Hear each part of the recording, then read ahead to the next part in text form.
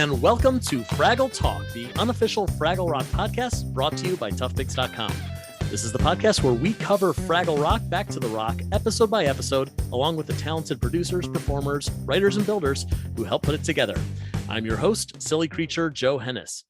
Today we're talking about episode 2, Red and the Big Jump, in which Red gets all the Fraggles to dive from a giant Doozer construction, except for Wembley, who becomes literally frozen with fear. Today we have 3 very special guests, all of whom come from a mysterious location we call the Jim Henson Creature Shop. First up is a puppet builder whose credits include Muppets Tonight, Muppets from Space, Turkey Hollow, and the Country Bears. On Back to the Rock, he's the Creature Shop supervisor. Welcome to the podcast, Scott Johnson. Hello, Scott. Hi, how are you doing? I'm doing great. How are you? I'm great. Happy to be here. Me too. Great. Next up, we have a puppet builder who has fabricated puppets and effects for Sesame Street, Where the Wild Things Are, The Muppets, the movie, The Muppets, the sitcom, and many more. We are pleased to welcome Back to the Rock's on-set wrangling supervisor, Alex Jurgen Ferguson. Hello, Jurgen. Hello, Joe. Thanks for having me on. Great. I'm glad you're here. Last but certainly not least, we have a puppet builder and designer who's worked with Henson on iconic projects such as The Muppet Show, Emmett Otter, The Dark Crystal, Labyrinth, Sesame Street, and so many more. On the original Fraggle Rock series, she built several original puppets, including Red and Wembley, and she's returned to Back to the Rock as the puppet build supervisor and lead fabricator. We are extremely proud to welcome Rollie Krewson to the podcast. Hey, Rollie. Hi, Joe. How are you? I'm doing great. I'm so glad you're here. What a treat. It's so great that we get, well, it's a treat selfishly that we get people who worked on the original Fraggle Rock on this podcast, but it's doubly a treat that people who worked on the original Fraggle Rock are back for Back to the Rock. So I'm very glad that you're a part of this and a part of that. Thank you. I'm happy to be here. Fantastic. So for each of you, I'm curious how you first heard about Back to the Rock, and what your connection to, was it just through the workshop? Was it for hire thing? What brought you back to the Rock? Mine was strictly through the workshop. I mean, I sort of heard, John Tartaglia was, doing his little bits from home, and I was watching those, and there were rumors at that point about trying to get the whole thing started again. I mean, and there've been rumors about that for years, years and years and years. So it was like, is it really going to happen this time? And it did, thank God. I mean, it did. Terrific. And Rollie specifically, I'm sorry guys, we'll get back to you in a second, but Rollie, you never really left Fraggle Rock, because I know the Fraggles had kind of made appearances here and there. Red and Moki would make a live appearance at a Comic-Con, or the Carnegie Hall show a few years back where we had some of the Fraggles together. Was it always you who was working on those characters? Generally, I was. We refurbed again some of the older ones. I built a new traveling mat, I think, at one point, but it was like refurbing stuff that we had, taking the old foam out, putting new foam in, cleaning them up a lot. I've worked on ones that have been in museums, so no, I haven't left the Rock. That's right. Thank goodness. Scott, let's move to you. What was your connection to Back to the Rock? Well, again, just kind of through the shop, and like Rollie said, like for years they'd been kind of talking about trying to get something going, and then after they had done, once pandemic started, and we did the Rock On show, which was a lot of, filmed over Zoom calls. I'm sure, yeah. And so it was just so exciting when they wanted to do a fully produced, and even at that point I didn't have an idea about how kind of spectacularly produced it would be, like where it's a full-on show that's goes above and beyond, certainly kind of technically what the original did. So, but I'd gotten pulled in through the Creature Shop, and thank God it was great. And as the Creature Shop supervisor, what were your actual duties in working on these puppets before cameras even get turned on? well, before cameras get turned on in New York, Rollie was taking care of basically all of the Fraggles, and so the bulk of the Fraggle build was done there, and then in Los Angeles we were doing the Gorgs and the Doozers, Los Angeles. So out here we had Robert Bennett was kind of supervising a bit of the Doozer build with John Criswell. And then I was kind of taking care of the Gorgs and refreshing Mon Paw Gorg and getting Junior Gorg up and running. And we built a full new Junior Gorg and with all new animatronics and that sort of thing. And again, John Criswell is heavily involved in doing the animatronic work on that. But then once we got up to Calgary, we put together a shop of essentially Calgary natives, so we put together a full new kind of, we call it the Creature Shop North up there. And and so once we were up there, all the new characters that had to be built, that's what we took care of up there. And then just receiving all the puppets from New York and from Los Angeles and getting those ready to shoot, and then getting those in the hands of Jurgen, who then makes sure that they're, Jurgen's the last line of defense before they hit the camera. And so, getting them all in the right costumes and checking continuity and all of that business is what we do up there. So Jurgen, where do you come in on this? What are your responsibilities as the on-set wrangling supervisor? Well, as Scott said, we're kind of the last line of defense. I sometimes describe our job as we're the personal assistant to the puppeteers and the puppets. So, we're like a MASH unit and also a boutique, because we're putting the puppets back together. We're making sure they look their best. We have to keep a constant eye on upcoming scenes and shots. If there's any special rigging we need to do, are there props that we haven't located yet or need to find because we've got to hook them up to the puppet's hands? How do they work? So we're right there in the thick of it amongst the puppeteers and the crew, kind of dodging and climbing around through equipment and under scenes and sets, just making sure all the puppeteers are ready to go. They've got their puppet, they're as comfortable as can be, and making sure that, as like Scott said, continuity and costumes are up to schematics. So it's never-ending run around. You are not bored on set. You are constantly thinking of what's being shot and what's going to be shot next. So I'm sure that you're also, probably for all three of you, you would get a script and then you would think, how are we gonna do they realize that these are puppets that need to do these things, that someone needs to build this thing or that thing? Were there any particular challenges that stood out to you as something that maybe had never been done before, or something that was going to be a little bit more elaborate than the writers maybe predicted? Well, certainly in the episode we're talking about, 102, there's a lot of water, and it's the water is a particular challenge with the puppets because it's a real pond, and with a real waterfall behind it, and so just getting those puppets in the water is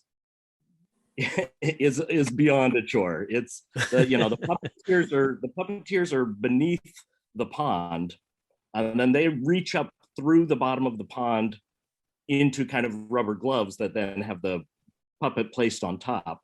So in order to get, say, Red in the water, there's a team of people right around that to hold that puppet, to grab that puppet, to put the puppet on, because the puppeteer is really nowhere near the puppet. They're reaching through the base. They're reaching through the base of a pool and then up through the water.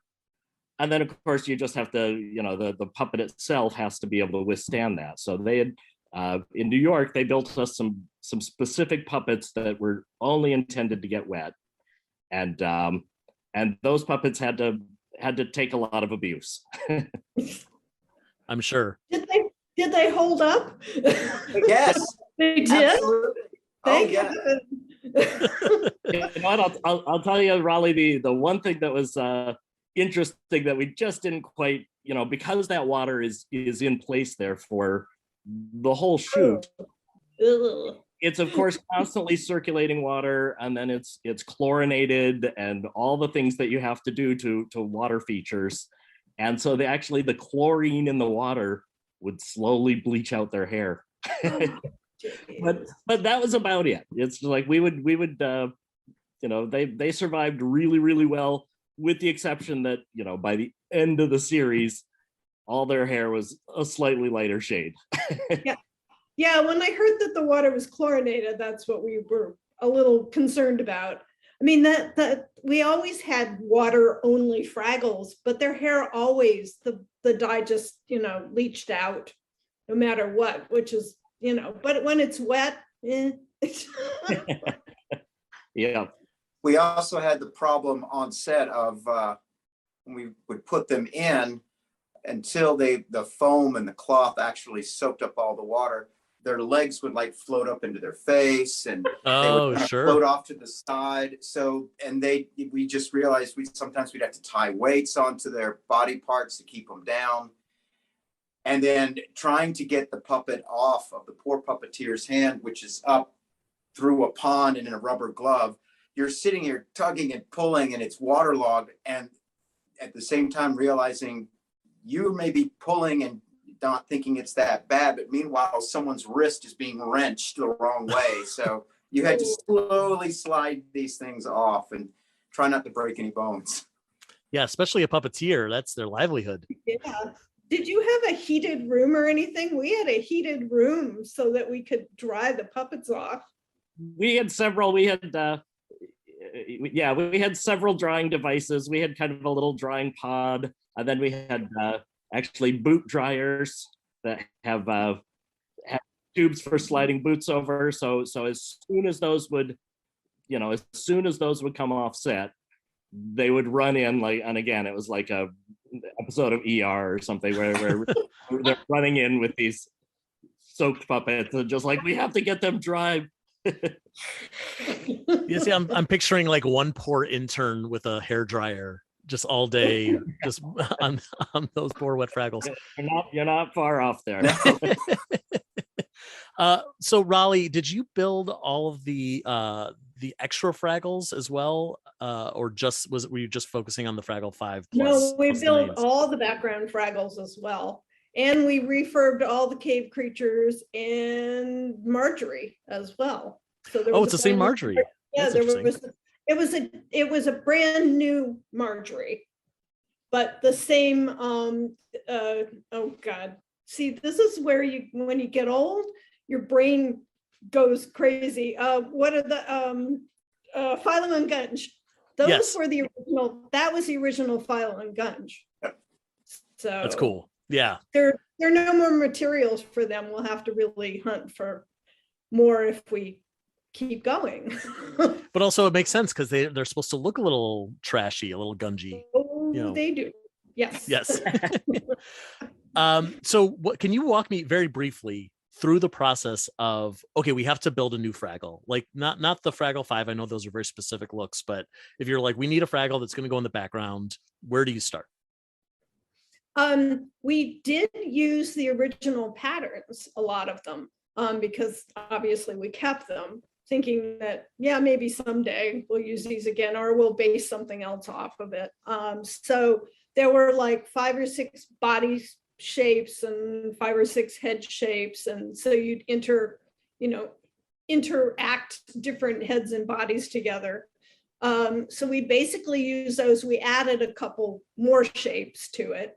And what we did with the fleeces, we used we had a roll of the original Fraggle fleece left in white, which we had saved all these years. Wow, for just this occasion. You knew. Yeah, right, we knew. And basically Jason Weber died.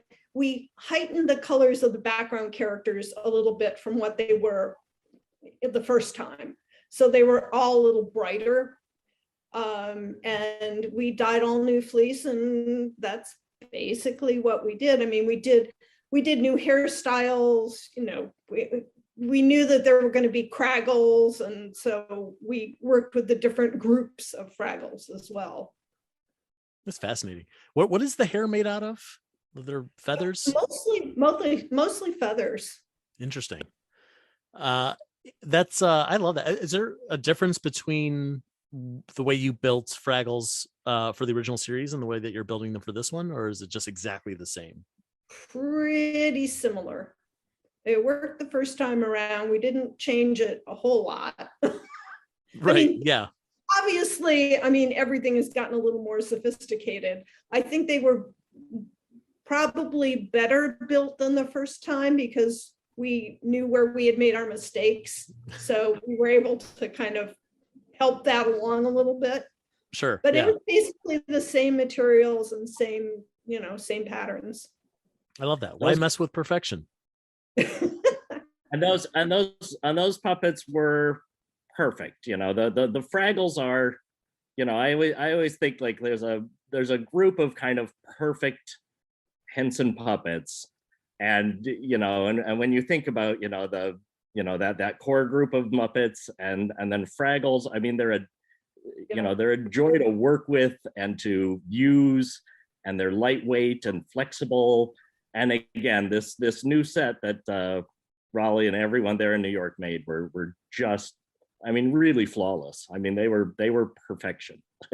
Well, they were so much fun to build in the first place. I mean, we had a lot of fun doing them. Back X amount of 39 years ago, whatever it was. And that's when a lot of us were just, learning to build puppets. But the thing about the Fraggles is that they're all close to your hand. All the head shapes are really close to the shape of your hand. So you can get a lot of expression out of them. And that was, I mean, Wembley's still my favorite. And I got to build him, but I mean, he just has so much movement in that mouth. It's really fun. Right, because he doesn't have a crease in the back of his He doesn't. Like it's one continuous piece of rubber. Yeah, that's pretty cool. Yeah. Well, let's jump into this episode. And hopefully y'all will have some more really fun stories to tell while we talk about it. This episode starts in the Great Hall. As you mentioned, there's all this, there's like a real pond, there's real waterfall. It looks fake. It looks so real that it must be fake, but it's not, it's real. We see a Fraggle eating a Doozer construction, and we get this great shot of a row of Doozers on the Doozer Tower, sitting as it like in that famous photograph of the construction workers on the skyscraper eating their lunch. I love that moment. You said, Scott, that you guys created the Doozers in the LA shop. Yes. Can you walk me through very briefly what it takes to build a Doozer? It takes a lot. There's lots of different Doozers. The ones we see in this first shot where they're sitting that way, we had essentially dedicated sitting Doozers, and because they're they've got little fat bodies and then short little arms and legs, they're not particularly posable in a lot of ways because they're such round little things. So those seated Doozers that you see there are dedicated Doozers just for sitting. So those Doozers always are sitting, their legs are already bent, and those are the ones whenever you see a sitting Doozer, those are the ones. Fascinating. And those have, and again, there's just so many different varieties of Doozers that do different things. So there, and to that end, different levels of animatronics and puppetry that go into it. So in that seated scene, you'll see that, the camera goes across them, and, I think on those seated ones, most of them only have a head that turns left and right. And then some of them have mouths, but a lot of them barely have any kind of mouth movement. So some of that mouth movement gets kind of generated on set, where we'll kind of, we had, our on-set Doozer hero was a guy named Jason Ward. And Jason would, jump in there, and he had a little box of different servos and different little mechanisms where he could kind of customize them per shot. And then to that end, I think the end of that shot, you see a Doozer tapping a little hammer. And again, we'll do that with monofill and fishing line and every way we can possibly think of to get a Doozer moving. Terrific. Yeah. I love that. So the Doozers are, you have to assume that the tech that they're stuffed with to make them move is so much simpler than they were in the old days. Is it all still big cables, or there's a lot more radio control, wirelessness?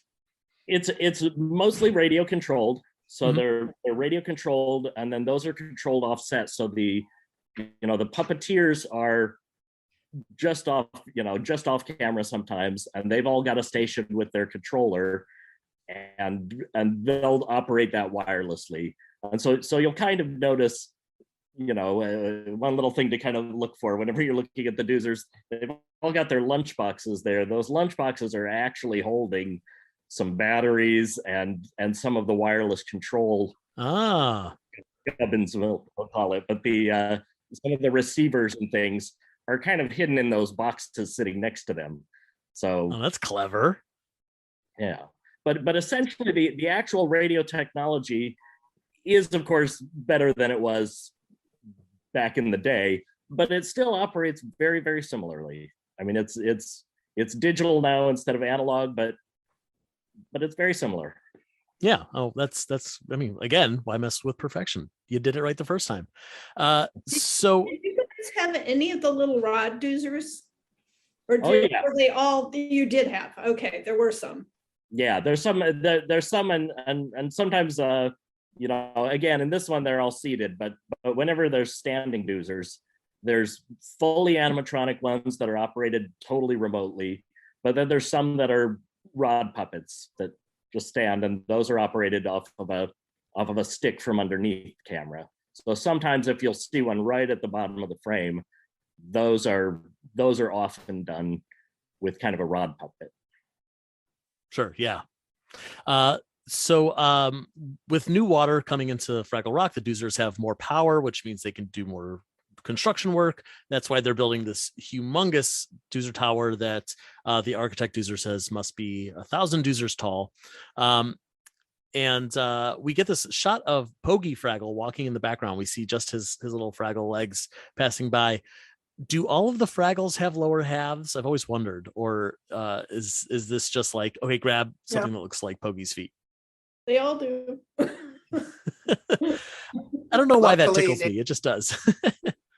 Luckily, the shop over on the east side, they made them all with little connectors so you could take them off. So for that scene, we literally just took Pogie's legs off, and we just shoved some aluminum armature wire and bent them into shape, and then made handles, and so someone could literally just walk him across. Wow. And then afterwards, take the rods out, pop his legs back on. He's ready to go. Wow. I think my doctor did that to me on my last checkup. So the Fraggle 5 show up in this next bit. Red tells everyone, don't eat this Doozer tower, because she wants to dive off of the top. Now, this is our first shot of the Fraggle 5. We'll talk about Moki in a second, but for the other four, are there any differences at all between the original designs and what we are seeing here? Nothing. Not really. No? They're pretty much the same, other than Moki. Okay. Right. Okay, so let's talk about Moki for a second. What happened? What happened there? I don't mean to say it like there's something went wrong, but did you just kind of hear from above, we want to do a redesign? Who redesigned it? How was she built and approved and all that? She was. We knew from above that they did want a slightly new look for her. They thought she looked a little too old for the rest of them. and they wanted to kind of brighten her up and make her look more like she was one of the group of them, and not so much like, the way older sister, or the mom. So to Sure, speak. yeah. And Jason Weber did some design drawings for her, mostly costume wise. Looks wise, we knew that her hair was going to change, but that was through a lot of LA. It was Hallie and everybody Lisa in LA deciding what to do with the hair. So we would do a hairstyle, send it to them, they'd pee on it. We didn't do another hairstyle. Then they would go, could you do more? So eventually we got to where she looked. Her head was basically the same. They liked, all the puppets, because they're so close to the hand, they all sort of take on the shape of their puppeteer's hand in a way. So there was one particular Moki that they really wanted us to copy. And it was like, well, it's the same pattern. It's just whoever's been in her the most that makes her look like she looks. So we struggled a little with that. And then you guys changed her body when she got there, right? We did a little bit. Some length changes. Yeah, and primarily though that wasn't that was more just in fitting, just to really customize it so that Donna's performance was, so the puppet fit her as well as it could. And yeah.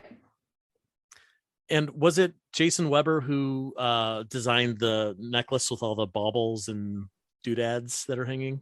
Well, actually, I think there must have been 4 or 5 people in the shop that had a hand in that, because we kept, again, that was a big deal to everyone above, that look exactly right. So we kept sending necklaces, yet another necklace. And I think you guys ended up even modifying it some more when it got there, right? Until the very moment that she shot for the first time, like up until, literally 5 minutes before she goes on camera. Yep. There were some adjustments. Let's lose this bottle cap. Let's put this key on there. So yeah, it was ongoing. Yep. And then once she got to set, it was always kind of a checkpoint at some point, because everything is made up of little wires and intricate little hooks and some sewing. I mean, it was very delicate, but very beautiful. And it would catch on every chunk of fur. And we get ready to film, and one of her crystals would be flipped up sideways and hanging off. And we're sorry. It's okay. No, because it looks beautiful. It looks beautiful. And then, oh, God forbid, we get ready to take her on set, and it's like, something's wrong with the necklace, and it's like, oh my God, the bottle cap's missing. And so we'd be running around, quick, does anyone have a bottle cap, a can of soda we can use? So, it keeps us on our toes. And as someone who, I am a fan of things, and therefore I collect things very easily, I really related to that of Moki has obviously found these things and she's collected them and she wants to display them around her neck. And yeah, that's like me in a graphic t-shirt, or me and honestly, right next to me, I have a series of small Fraggle Rock toys that I can't get rid of. So, again, if I could wear those around my neck, I would. So next up, we have our first song of the episode.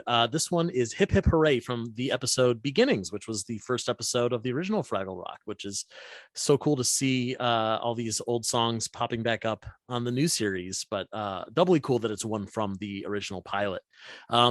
During the song, Red is singing and jumping and flipping around and stuff. I can't tell what's CGI and what's not. So please explain to me how you guys did that. It was it is a big combination. That was Red in all of her forms.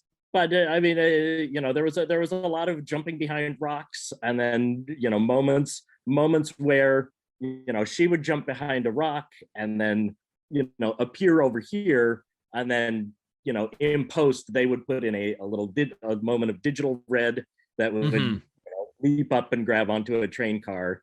But it's a big combination. I think Jurgen could talk a little bit more about some of the the full body elements that might have been done on blue screen.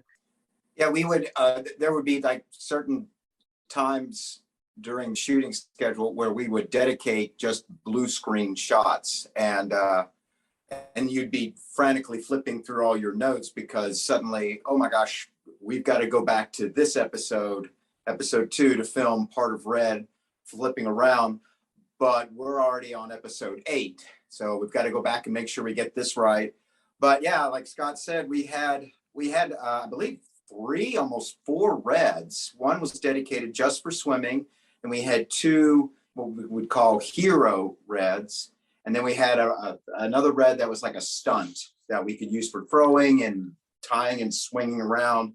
So yeah, we had 2 puppeteers. One would start on one end, and then one could pop up at the other end, and then they could use a bit of a computer animation to start one part of the sequence, and then we would go to blue screen, film her hanging from the side with her full body, legs waving, her mouth screaming, back to CG, and then the second puppeteer finishes up on the other side of the cavern. You guys are just amazing. It all looks so amazing with all of that stuff. You've got it's just, it makes what we did years and years ago look like a cakewalk. I don't know how you did it all. It looks fabulous. But I think about, when I see things like this, I think about how would you have tried to do this, back in the 80s, the original with the original run. And back then there was so much, not a lot, but there was as much CG as there is here. There was chroma key back on the old show. And when we watch that now, it's got so much charm to it. Like, yeah, we knew it wasn't real. Just like we kind of now see the seams around CGI in anything.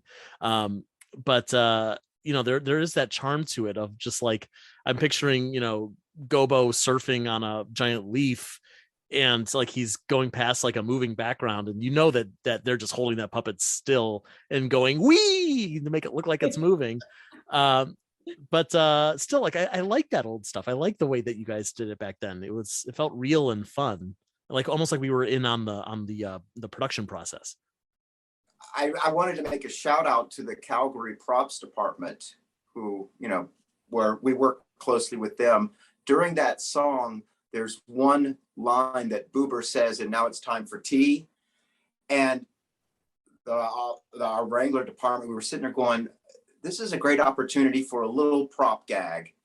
And so we were like, and so I went to the guy who does Boober, Frank, and I said, can we, do you mind if we just have him holding a cup of tea and holding it up with his pinky out? And he was like, sure, go for it. So I ran to the props department, who were not prepared for this, did not know we were going to come up with this. And thank goodness they caught on, and they caught the bug. And it's like, guys, we've got like 10 minutes. Can you make me a Fraggleized teacup? And they did it. And it's like, just a flower petal with a piece of wire wrapped in vine to make it look like the handle. And they had some plates. It was like, cut it down half size and rough it up. And so sure enough, when Boober pops up, that had just been made before we shot it. So, and that's one of the joys of being on set and wrangling, is then you get an idea just out the top of your head, and it's like, just go for it, go. So that was one of my proud little moments of that song. And thanks to the props department for coming in and taking over. Oh, well done. So in the song, we already talked about the Fraggles that are in the pond, these waterproof Fraggles. I do want to ask though, the difference in building material, I assume, between a regular Fraggle puppet and a waterproof Fraggle puppet. Like, basically, what is it that makes it a Fraggle waterproof? We basically, it's all the same materials. It's just the way that we did glue them together, but we also stitched them because it's Scott foam. So we stitched them together. There was a lot of times we'll put a piece of boning at the top of the body. There was no boning up there so that the glove could get in and out easier. I mean, Sure. it's still hard. It's like what Jurgen was saying. I mean, they're just stuck in there. It takes a lot to get them back out of there. But I mean, basically we use the same fleece, we use feathers. It was pretty similar. Okay. But Interesting. the good news I like to say is that you gave us 2 different wigs. So we actually had one puppet, 2 wigs, they were in separate bags. One was the swimming only wig, and then we had the hero wig. So when they weren't swimming, we needed every character we could get on set. We just pop off the swim wig, store it away, and then put their pretty wig on. So at least we still had a workable, usable puppet. Right. And Red was fun because her pigtails were magnets. So Thank you for that. Whoa, I didn't know that. Oh, high tech. Yeah. Wow. Yeah, they're just, That's fascinating. They just put a click in there. So that must have gone wrong 100 times on set. She just brushes up against a rock and it pops off. No, they were perfect. And in fact, if one of her bows got messed up or tangled or untied, we just run back. We'd pull that one out, run back, grab the other one and pop it in. So no, it was perfect. Those things, they never fell out. That's amazing. Good. Wow. Meanwhile, Gobo is actually heading up to Doc's workshop to get Traveling Matt's latest package. We get our first glimpse of Sprocket in this moment for this episode. Where was Sprocket built? Was that in New York or was that in LA? That was New York, and those were original Sprockets. Yep. Oh, that's cool. We just took all the foam out of them and redid the insides, reworked the mechs a bit, and you're seeing the original Sprocket. I love that. I love that so much. Is there any difference at all, like on the guts of Sprocket? Any additions? Any updates to the mechs? No, unless you did something in Calgary. No. I mean, we had people look at them to make sure that they were functioning all right, but no, they were the same mechs and everything. Ah, great. In this scene, Doc has been collecting water samples and she accidentally picked up a crab along the way. So we also get this cool crab puppet. So tell me about that. Where did this thing come from? That was we made that one in Los Angeles, and again, they wanted it to look as realistic as it could. Not a super puppety not a cartoony version of a crab. Sure. So we had a guy out here, Jasper Anderson, and that crab was primarily 3D printed. So all the parts were 3D printed parts and then jointed all together. And then the little legs were on just a really, really light piano wire so that, you just hold it and the little vibration of your hand would just get all the little legs going. And then there was on each rod, there was a little mechanism to make the little pinchers pinch. So it was quite a nice little puppet. And again, that one was fairly complicated because it also had to do quite a bit, like by the time it ends up on, it pinches Sprocket's nose and it ends up on there and she carries it and then it's in its little tank. So it was rigged several different ways on set. And then the actual puppet itself was modular to accommodate that. So it could be rotted from different points. And it too was there were a lot of magnets on that little crab that allowed for the shell to pop off and the rod to be placed at another location. Wow, 3D printing puppets. I never would have thought of it, but you're right. That's perfect when you're creating something from scratch. Now, at one point when we read the script, they were saying, "Oh, we really want that crab on Sprocket's nose when it pinches him." And we quickly realized, okay, he's going to be flailing around. Don't know if he's going to knock anything. And we suddenly realized we can't use this 3D crab because it's, we've only got so many parts. So we actually had to go back, contact Jasper, find out what crab he had modeled it from, and then try to find one online. And then so we got a plastic one, and then we had to paint it to look like his crab. And then we had to like drill holes into its claws to have wires that would clamp onto Sprocket's nose. So, and luckily Jasper, was glad to help out. So thank goodness he kept his notes. Wow. That's terrific. So much that goes into such a little puppet.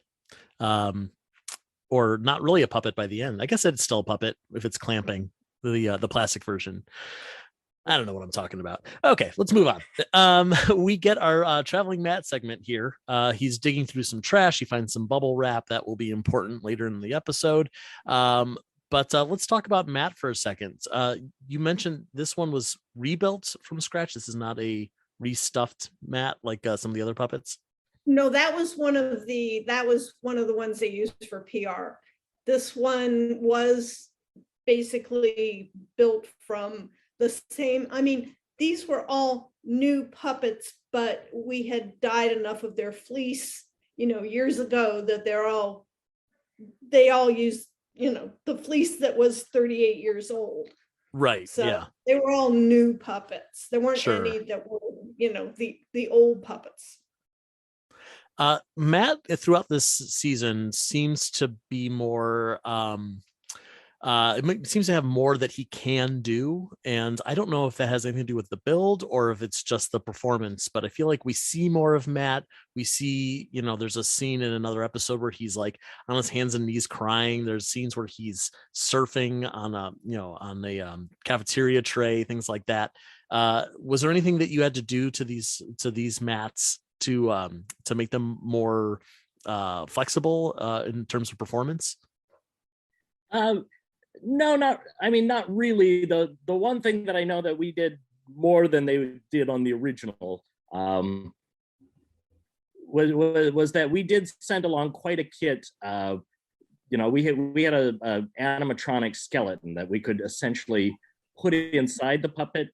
So in this bit, like you see him playing in the recycling bin, and then the trash truck comes and picks that up and dumps him in. And you'll notice in that shot, it's a continuous shot, and you'll see him alive in that thing, and it lifts him up and it dumps him.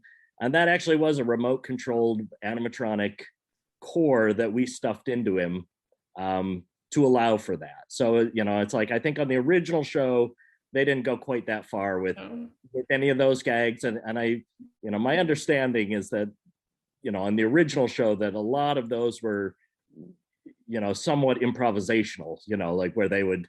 It was very improvisational. Having been on a lot of traveling Matt shoots, yeah, it was whatever worked. and whatever was amusing at the time, and this and that. But these were quite a bit more planned out. So, and then some of those shots too, we have the advantage, of technically in post they can remove rods, where they couldn't back in the day, and on some occasions full puppeteer arms, so that you can kind of pull back a little bit further and just get more of that performance on camera without worrying about seeing something that you shouldn't. So back at Fraggle Rock, we get our next song. It's Floop, Bloop, and Whoop, where Red is showing off her new game, Floop, Bloop, and Whoop. During the song, we get our first glimpse at a fan favorite Fraggle from the original series. It's Large Marvin. I know I sound like a broken record. Was this an original Large Marvin puppet that had the foam replaced, or did you still have the old patterns for Large Marvin? Because he is such a unique looking puppet. There's no way that it was just like a puppet. Well, we'll make this one purple and it's him. He's got to be Large Marvin. It was, we did have the original Large Marvin, but his fleece had faded and kind of mottled. So we did have to make, and his patterns, a lot of what happened at Fraggle Rock the first time was, especially up in Toronto, was not patterned because it was sort of like, oh, let's make Large Marvin. And Dave would come in and say, I want him to be jowly and this, that, and the other thing. And you just do it. And you wouldn't think about, making a pattern for it. So we had his old head, and we basically took that old head apart, repatterned it to make the new one. So, and we did, yeah. So, I mean, it wasn't the same puppet, but it was really close. Yeah, it really is close. I would not have been able to tell the difference. The Fraggles have split into teams for this game, except for Boober. He is the referee / medic / lifeguard. And he has to read all 800 rules twice for everybody, which was a fun little moment. He has one of those, I don't know what they're called, that it's like a party blower or a party horn where you blow into it and it unravels, makes a noise. That's one of those things where this is the third time I've watched this episode, and only because I knew I was going to be speaking to you all that it occurred to me, I don't know how they did that. like that was a fun one. Yeah, he had to bring it up to his mouth. It had to blow, but he does not have lungs. So how did you build that one? The whole rig, because we had already been supplied a whistle, and they said, oh, it's got to have a party favor that comes out. So we dismantled an actual party favor and installed it into the whistle. And then we used latex rubber tubing, attached it to the actual blower, and then made a small slit in Boober's hand, fed the tube all the way up his arm, down his body. And then all the puppeteer had to do was hold the whistle up to his mouth, have the rubber tube, to put the whistle up to Boober's mouth, put the latex tube into the puppeteer's mouth and blow.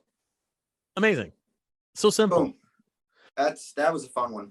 I have to assume that by the end of a shoot, a lot of the puppets have little incisions all over their body that you can't see because they're hidden by the foam, by the fleece. I mean, absolutely. Boober pretty much had 2 slits in his armpits in his fur because we were constantly fitting props or rods. So we just stopped sewing them up because they were under his arm.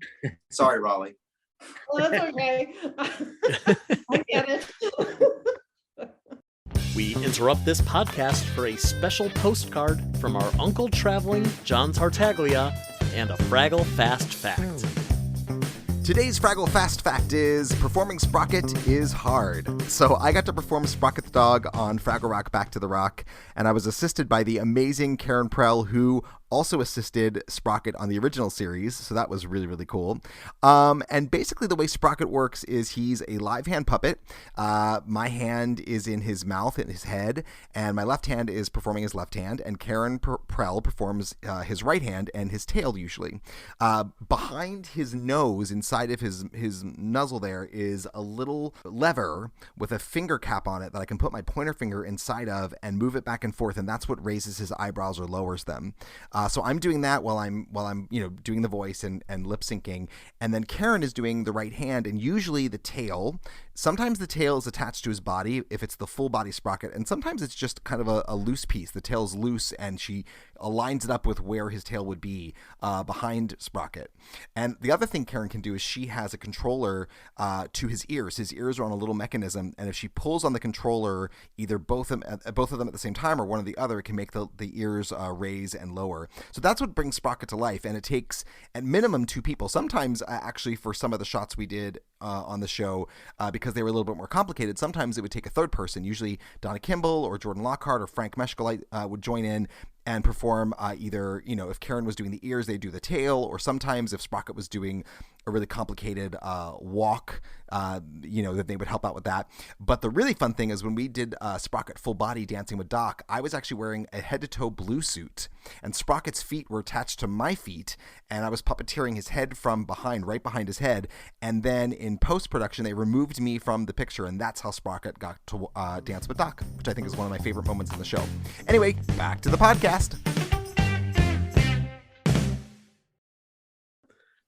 So all the Fraggles are taking turns jumping off this thing. It is Wembley's turn, and Red is just pushing him to jump, and he does not want to.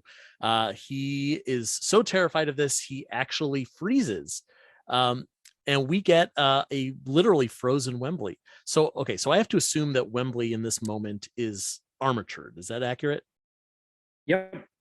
And yes.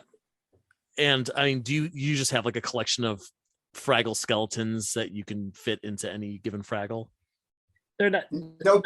They're not pre-built. It's Mhm. it's almost always done just very specifically for that scene and that moment, because it's a lot of separate armature wire that has to be kind of installed one by one. So we don't have, maybe we should have some. We did save all their leg skeleton and we labeled them for each one. But no, Scott's right. We built that one right then and there. But yeah, in New York, they had sent us a nice little kit of frozen bits, and so they had made a box of icicles and little patches of. It was actually a real fine netting, almost like a wig lace, that then they had put, some kind of snow on and ice crystals, and it was just a big kit that was great. So the wig, that wig. The icy yeah. wig with frozen feathers, and that was Victoria. She did a great job with that. That was beautiful. Yep. But yeah, and then he gets armatured and then dressed up with that frozen look, and then once we send that to set, then Jurgen kind of establishes that pose, and that's that. That's that. Yeah. Well, and the nice thing about it is that once you get it set up, you can just leave it there. He's not going to. And we did. Yeah. Nobody touched this thing. Right. What do you use to stick icicles onto a puppet? Like something like that. What's the kind of adhesive that isn't going to ruin the fleece? You know what? It's always different, and it depends how long it's going to be on there. Sometimes if it's a real quick gag, it'll be 2-pay tape. But I think in this case, I think we actually sewed, because he had so much of it on him, it went all the way down his arms and a bit on his tail. And so a lot of those pieces were actually sewn on all the way around the edge. So it was fairly permanent, so we, sometimes if you kind of, and believe me, a lot of times you do just stick stuff on and cross your fingers and hope it makes it through a shot. Right. But in this case, because it was such an important story point that went on for long enough that, we don't want ice falling off of him halfway through and turning into a continuity issue. Absolutely. Yeah, that makes sense. Red seems to be barely concerned about Wembley's frozen state because all she wants to do is win this game. So she is headed to the trash heap to get some stinkleberries, which smell so bad, they're bound to help him break out of his trance. But first she has to get through the Gorg's garden. So we get our first glimpse in this episode of the Gorgs. You mentioned, Rollie, that the Ma and Pa Gorg are the same builds from the old show, which is pretty cool. But we don't very often see them below the waist on this show. They're often kind of in the castle, behind a wall, sticking their head out of a window. Is there a design reason for that, or is it just we're trying to keep them away from the action? I think on this series they were really trying to focus on, Junior Gorg's, his complete arc and his story. So I think they just really, quite literally, wanted to keep Junior front and center. No, that makes sense. Yeah.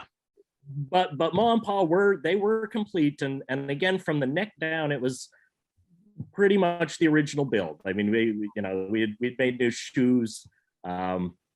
Made new feet for them and new hands, and then the heads, even on Ma and Pa, were pretty much entirely rebuilt. The understructure, which back in the day was done with rattan. Yeah. It's a little rattan cage that's inside there, and that's what the actual motors are tied to move the mouths. That stayed the same. So actually the servos and motors inside the head were the same, and they still work, and the actual cage underneath.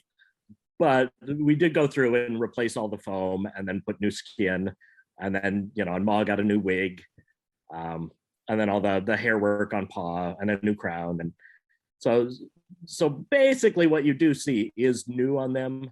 Right, but the guts are the same. I mean, that's what's important in the end. The actual framework underneath is exactly. Right. It's true for all of us. What's inside is what really counts. Exactly. But Junior, as we've mentioned, is a new design. So was he completely built from scratch? Is there anything left of the original Junior in that puppet?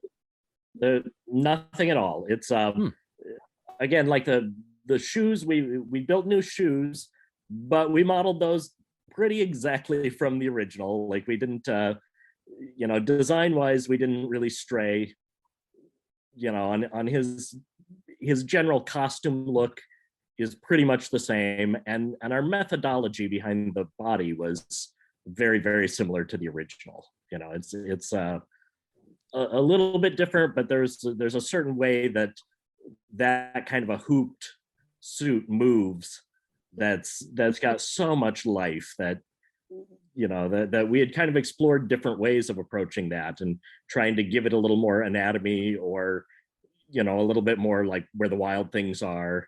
Sure. Yeah. As we kind of got into that, it kind of became apparent, like, you don't really want to see his weight, and that's always a bit of a trick when we're doing like a where the wild things are, is you want to sense that they weigh 300 pounds or this or that.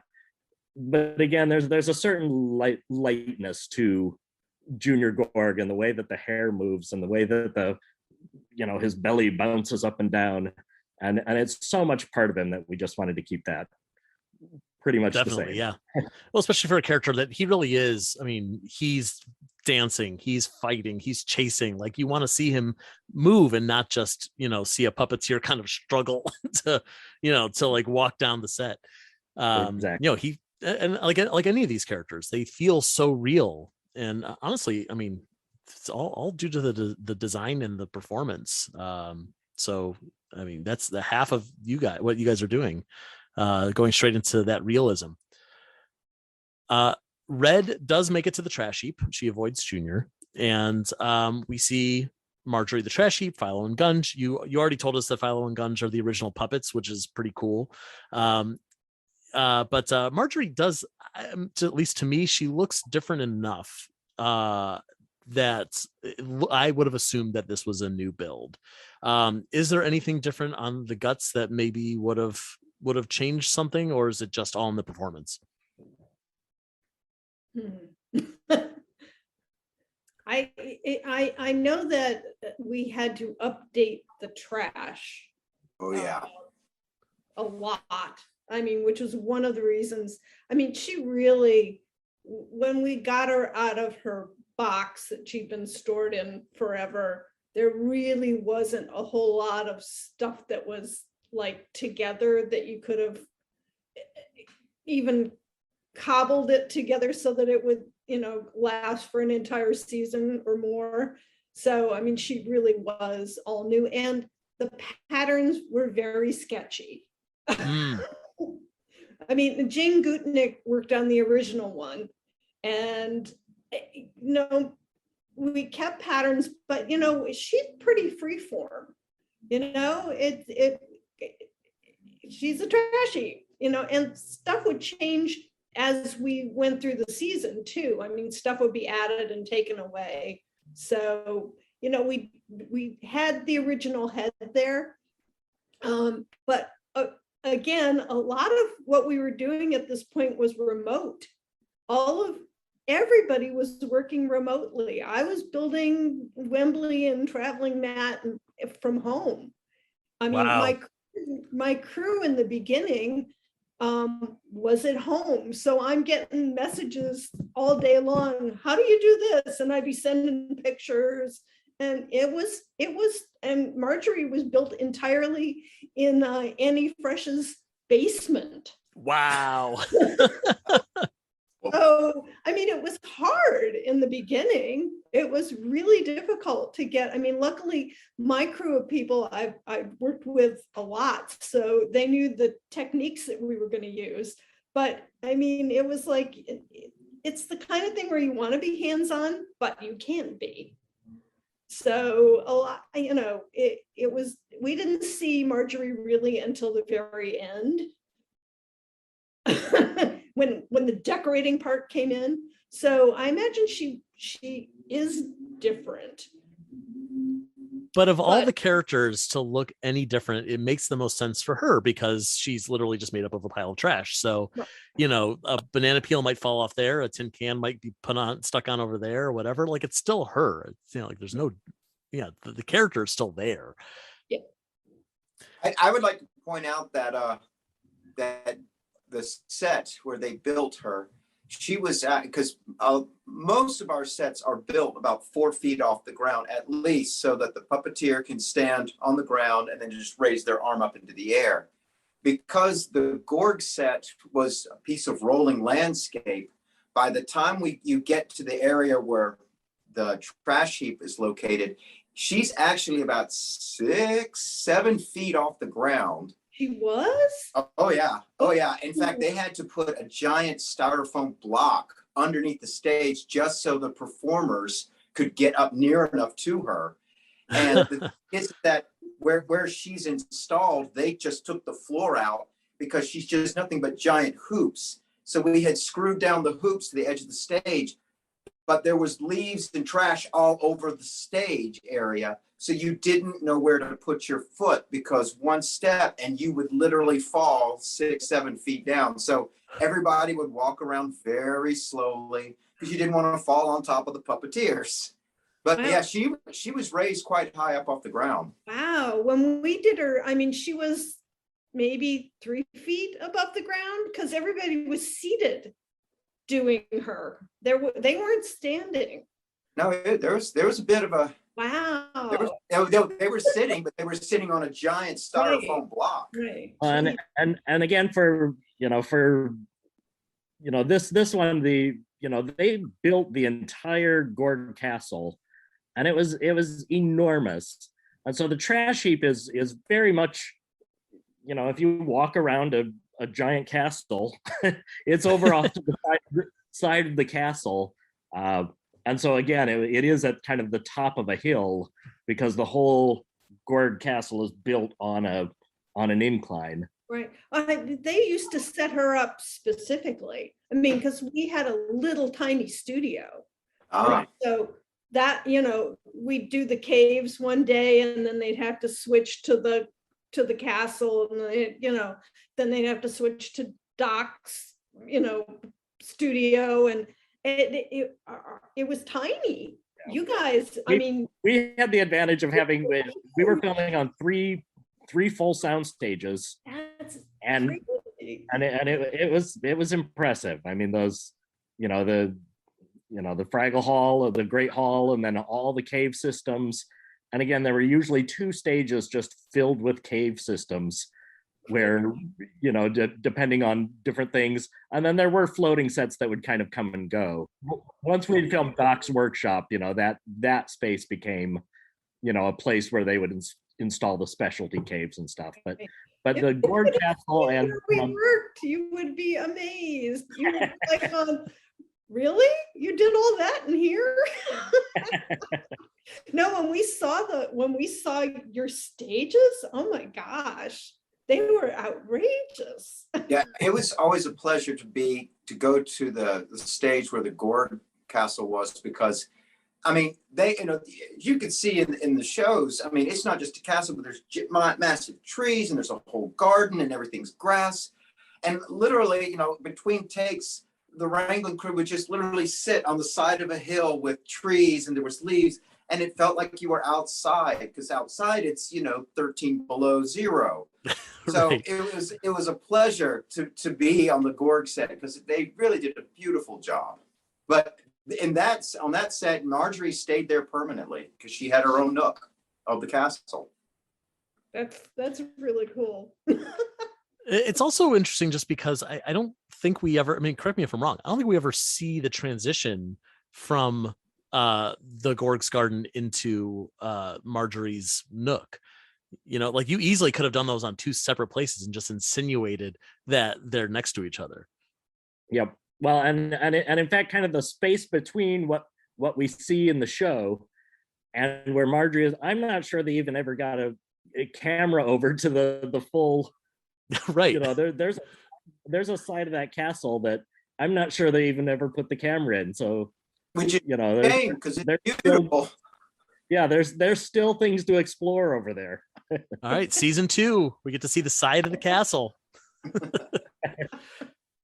So Marjorie asks Red if Wembley wanted to jump or if Red just wanted him to jump. And, she teaches her a lesson about yes means yes, no means no. If it's not a big yes, then it's a no-go. And oh my gosh, we are teaching consent on Fraggle Rock, which is a huge topic for a kids show. And I love it. What a great thing. As Red is heading back to Fraggle Rock, Junior catches her, and it looks like Junior is holding Red here. And we've seen in the previous episode, a matted, puppet version of Moki onto the real Junior Gorg's hand to, get the size comparison there. But here, I'm not 100% sure if that is a small red puppet like you guys used to use on the old show, where you had the smaller versions of the Fraggles that could run through the garden. Do you recall what that process was for having these two characters interact? Again, I think in this scene they used every trick in the book. I think we did, because we did have the small versions of the Fraggles. Did you make those, Rollie? Yep, and those were the original ones. Were they? Cool. Yeah, they were. Oh. I mean, we just spruced them up, added new hair, but those were the original ones. They're amazing because they're fully functional little puppets, and they're just the cutest thing ever. So cute. But we had gotten those, and so I think there is a shot of, I think one of the shots that you see there is one of those small versions as Junior's carrying her, and then sometimes again, like when you see the above the ground shots and she's kind of bouncing around his feet, those that becomes the digital Red, and then there's certainly blue screen shots where she's been matted into his hand. Wow, it's seamless. Yeah, it really is. The transitions between each of those is seamless, and the fact that, again, like, this is my third time watching this episode, and it's only now that I'm starting to go, okay, which one? Where do they change? Like, how do they do this? I think most people are watching it and thinking, well, that's cool. They look real, and the idea is that we don't want people to think more about it beyond that. They did such a great job, and JJ directing, and then Johnny. And they really thought all that stuff through, and really did, for the most part, have a really solid plan about how they were going to kind of achieve some of that magic. I'd also like to make a shout out to the post editing crew, because they took all that raw footage of blue screen and miniatures and they blended it all together. So they helped, because it's looking, like you said, looking back, I'm like, okay, was this I can't remember now, and it's so close together. I don't know anymore. It's Fraggle magic is what it is. So Pa Gorg is telling Junior, demanding that Junior drop Red down the well, and this well does go directly down into the Fraggle pool in the Great Hall. Red says to Junior that she does not want this. Junior says to Pa that he does not want this.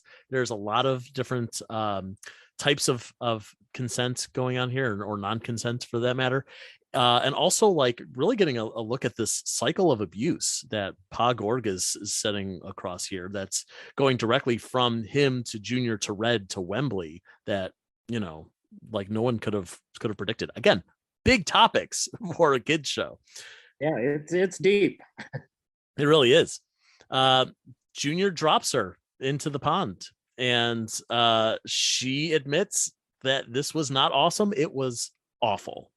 And she is hurt. Like, I mean, emotionally, she looks really hurt. She says that she's jumped from this height many times before, but this was different because she didn't have a choice. So that kind of gives her the moment of realization that she's able to go to Wembley and apologize for what she's done to him. And she sings our third song of the episode, which is Every Voice. And Wembley thaws out. Thank goodness. You got that armature skeleton out of him. Yep, exactly. Wembley tells Red that he didn't want to jump, and she accepts him for what he is saying and how he's opening up to her. But he is willing to jump from the lowest platform on the Doozer Tower. And our episode ends as they realize that they don't have any rules for how to declare a winner for this game that Red has invented. And they just decide Wembley is going to be the winner. And I like the moment where they give him Uncle Traveling Matt's bubble wrap to wear like a cloak, and everyone hugs him, and you hear the bubble wrap pop. Very cute. So now that we've reached the end of this episode, I'm curious if you, the three of you, have any other interesting stories to tell, any other observations, even something that's maybe not about this episode. Maybe there's some interesting character builds that you want to call out from other episodes. Oh, I gotta say, the flutterflies that show up, I think it's like episode 6 or 7. That was a great build that Scott had to manage. But those things, those are quite a little. We could go on for hours and hours about all the different fun stuff. I'm sure. I know it's a shame that we're only talking about this one episode, but yeah. I'm sorry, I just want to say that, no, hey, I want to talk about the flutterflies. I want to talk about any of these things. If it was something that felt important to you or felt like you're genuinely proud of what you created, I want to talk about it. They were all, it was interesting and very challenging. Is we did, and it's somewhat popular nowadays in lots of shooting. Is they block shoot. They block shoot series, which means that they'll shoot, 3 episodes at a time. And so when we're in the Great Hall, they'll shoot all the Great Hall scenes from 3 episodes. So over the course of 2 or 3 weeks, we'll be shooting 3 episodes at a time, which again makes it all even more challenging when, like an episode like this one, which was so water heavy, and just tracking the continuity on, I was impressed on this episode just in general with just like watch their wet hair, because of course when they're in the water it's wet, but then they're out of the water and then that hair is slowly drying over time, and the continuity is pretty spot on, like Red's hair and this and that. But anyway, the point being that when you're shooting those 3 episodes, there's so many new things to do for each episode that it is just constant. So, I think while we were filming this episode, I was off again trying to prep those flutterflies for the next block. Right. But yeah, it was a lot of fun. And speaking of those wigs, that all comes down to Rollie and her crew, because she created all these different levels of wet hair. So it was all about, so we had all these versions to use. It was just knowing, now are we doing scene 14 or scene 18? And then we'd have to go to the director and the AD. Okay, how dry do you want them to be at this point? How much time has passed? So luckily we had all those different wigs for everybody. And Kevin, the continuity was really good. If you've probably watched all the shows, have you noticed any continuity errors that pop into your heads? Oh, there's plenty of stuff, and I'm sure, but like you're so close to it, you see the seams, like the stuff that I would never have noticed. Yeah, you just bury your head in your pillow and scream. when we were doing some of the traveling mats, we were out in California, and he was skateboarding, and I had to armature traveling mat on a skateboard and send him off across the scene, and I forgot to put his tail on him. Hurrying to get the scene before it started to get dark, and it was like, wow. And I didn't realize it until it was shot. I was like, oh, they're gonna kill me. Jim is never gonna let me do this ever again. They cut it so that you just see the top of him, and you see him for a split second, but I know he didn't have a tail. Oh, we're gonna keep an eye out for that one. Now we know. There's so many details on all of these puppets, and there are in this episode, there is a big continuity error, and I'm not even going to point it out. I'll let you try to find it. I'm sure there's some, Muppet geek that has probably already written and said, that was, Nothing I've seen, but now that you've said it, people are gonna start searching, and they're gonna let us know. I do know that at one point, I just remember this one, Gobo's best, because he takes it off while swimming or while diving. So for the majority of the episode, he does not have his vest because it's got all his little gadgets and his postcards. And so the logic was, of course he'd take it off. He doesn't want to get postcards wet. But the first time I watched it, it was at the very end, and Wembley, you're the hero. You win the prize. And I was just horrified. Why doesn't he have his vest? And then finally I went, because he's been swimming. But just brief moment, there was that total feeling of terror that I blanked out. But he was just getting a little warm, he wanted to cool off screen. It's a deleted scene, The pennies of that alone, all the pennies that we had to make. Yeah, there was when they broke up into Team Red and Team Gobo, they wanted them all in little team pennies, which again, it wasn't a word I was terribly familiar with, but little vests that have their little team logos on them. And so our costume department up there, Kim basically put together and again, very, very quickly, it was like, we need a little vest for every Fraggle. And they were really cute. They've got little silhouettes of Red or Gobo on them, and then in their team colors, and then those are all hand stitched around the edges. And there's a look to some of the Fraggle costumes in that they don't have, the Fraggles don't have sewing machines, and their technology is fairly primitive down there in the caves.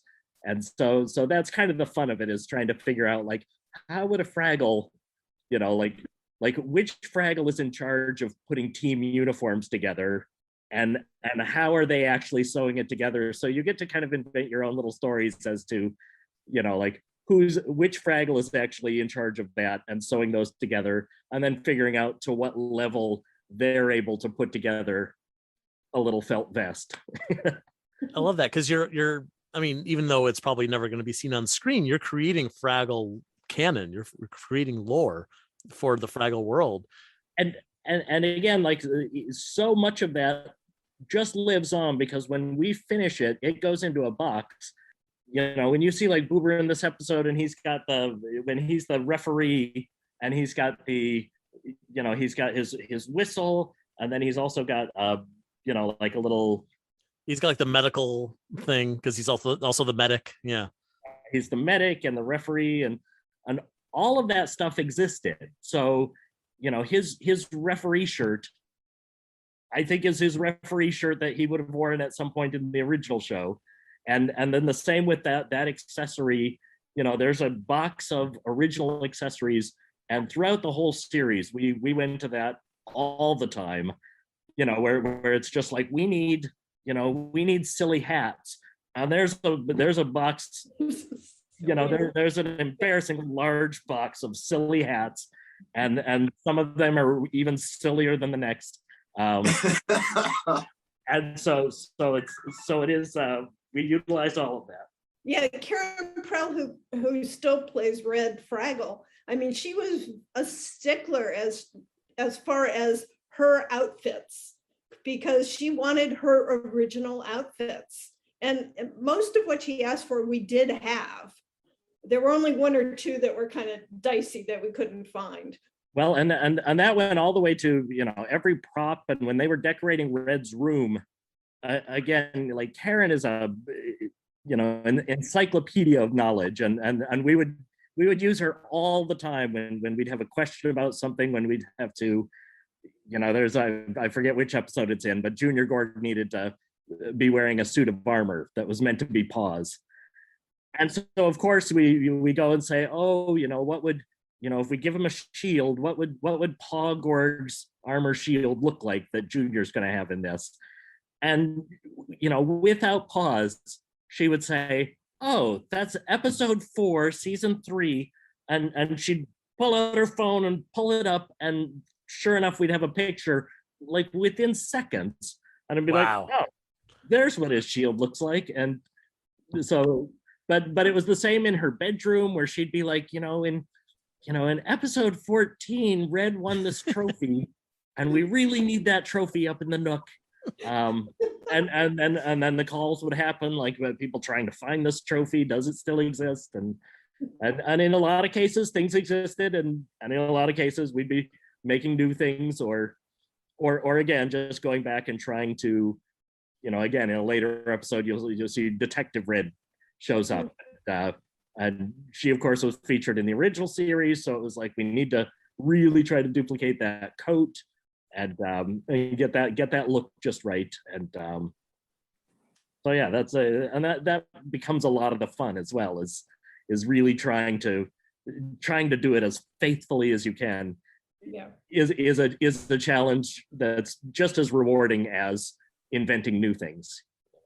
So is there something in that prop box that you're like, I just can't wait till we have an opportunity to throw this thing on screen? I think Scott and I have the idea right now. Yeah, there was a lot, and again, like Rollie kind of had mentioned, but it gets fast and furious when you're filming things, and a lot of times a puppeteer might just have some crazy idea of, can I have this? Can I have a thing that looks like this? And you'll just grab whatever objects happen to be around, or whatever those builders have in the shop. And again, and we found that out up in Calgary. It's like we don't have an endless supply chain of things. right. So it does turn into like, okay, we need to make this, but we need to make it about, from whatever we have around. So, there was on the original show a whole series of tribal, and again, I don't even know what episode it was from, but apparently everyone needed these kind of tribal outfits, and they're all made out of, straws and wine corks. And again, I just sat there imagining like, oh, like who was all sitting around, like, probably popping another bottle of wine to we need more corks. We need more corks, quick. I just, and that's what I want to know. Whose massive collection of wine corks had to be broken into for that? I do not know. But yeah, delightful. Up in Toronto called Lovecraft. So if you can imagine what kind of a shop that might be, some things came from Lovecraft. Yeah, there are some where you look at them and go, is that a no, let's not talk about it. Yeah. Somebody's missing this from their desk. I think there's a lot of connections between Fraggle Rock and H.P. Lovecraft already, before adding in the whatever they sold it at the Lovecraft store. Well, I could talk to the three of you for another hour or two about all this stuff, but unfortunately, we have hit our limit with our time on this podcast. So Scott Johnson, Jurgen Ferguson, Rollie Krewson, it has been an absolute treat having you here. Thank you for all the amazing work that you did on this series, and especially Rollie. It's again so fantastic to have you back on Fraggle Rock. I hope that we get to do more of this for season 2. So fingers crossed. Yep. Fingers crossed. Fingers I hope so, and call anytime. It's fun to talk. Oh, thank you. It's been a blast talking to you as well. And for everyone listening, that brings us to the end of another Fraggle Talk podcast. But stay tuned as Tough Pig's own Beth Cook talks more about the themes of this episode in our Dive Deeper segment coming up next.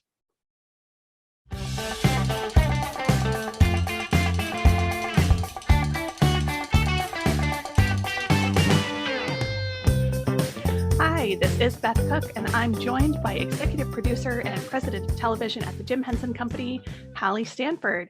Hallie, thank you so much for joining me for this. This is the Dig Deeper segment. Yay, thanks for having me. I'm so happy to dig deep into Fraggle Rock with you. Wonderful. So episode 102, Red and the Big Jump. I guess I shouldn't have been surprised that consent and boundaries were a perfect fit for the world of Fraggle Rock. How did this become a topic that came into the show? Well, we had a gaggle where we talked about a lot, and you'll hear me say that a lot about the gaggle. We talked about a lot of issues that really were important to parents and kids and teachers. And one of the big issues on a personal level for children was boundaries and consent. And we talked a lot about bullying, and we talked a lot about, do we want to do that kind of story? And then we were like, you know what, we don't. We don't want to create a bully in Fraggle Rock, but we do want to talk about, children setting personal boundaries and physical boundaries, emotional boundaries, and what does that look like? And so as we started to play around with it, Red seemed like the perfect character who actually, she's so in her own skin. She's so extroverted. She is so positive and physical. She may not be aware that other people have different limitations than she does about things that she loves. So we thought, okay, what if she pushes one of the characters in a way that they don't feel comfortable with?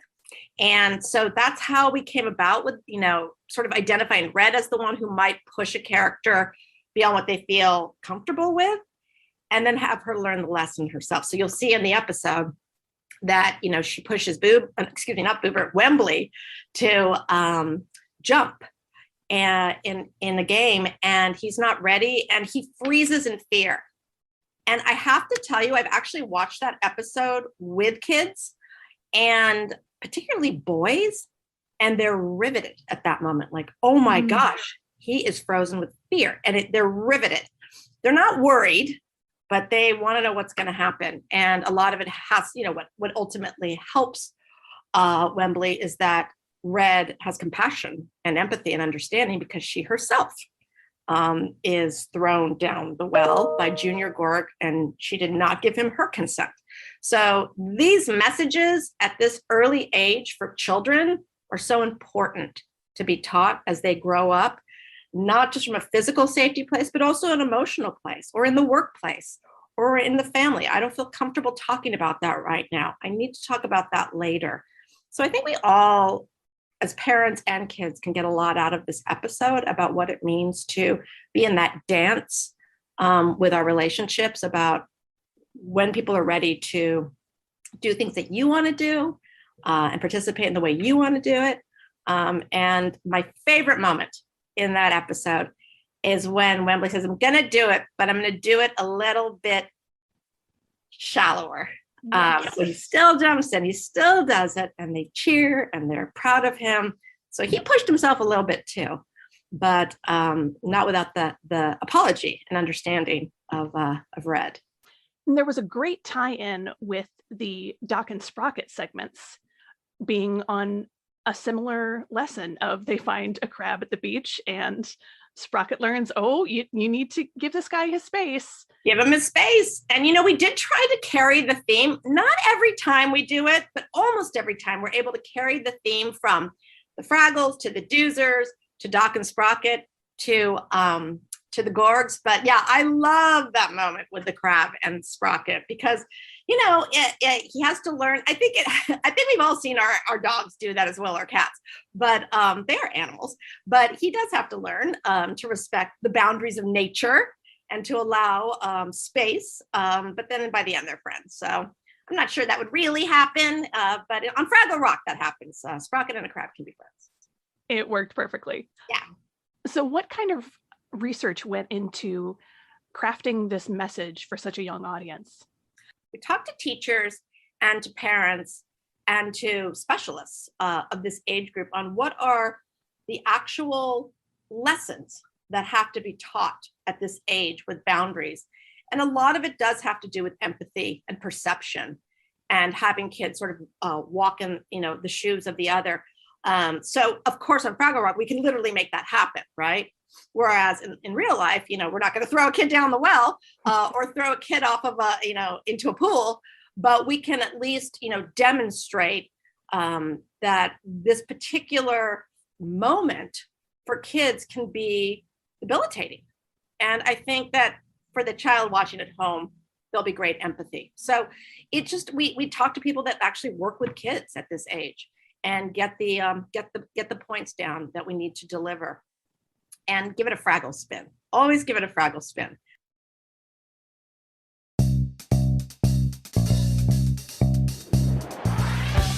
Fraggle Talk, the unofficial Fraggle Rock podcast, is brought to you by toughpigs.com. Produced, written, and hosted by Joe Hennis. Fraggle Fast Fact segment presented by special guest John Tartaglia. Dig Deeper segment hosted by Beth Cook with special guest Hallie Stanford. Fraggle Talk art by Dave Hulteen Jr. The Fraggle Rock mark and logo, characters, and elements are trademarks of the Jim Henson Company, all rights reserved. Fraggle Rock theme song, written by Philip Balsam and Dennis Lee, is used with permission. Special thanks to the Jim Henson Company, Apple TV Plus, and the entire Fraggle Rock Back to the Rock family. For more from Tough Pigs, please find us at Tough Pigs on Twitter, Facebook, Instagram, and Patreon. Thanks for listening, and we'll see you next time down at Fraggle Talk.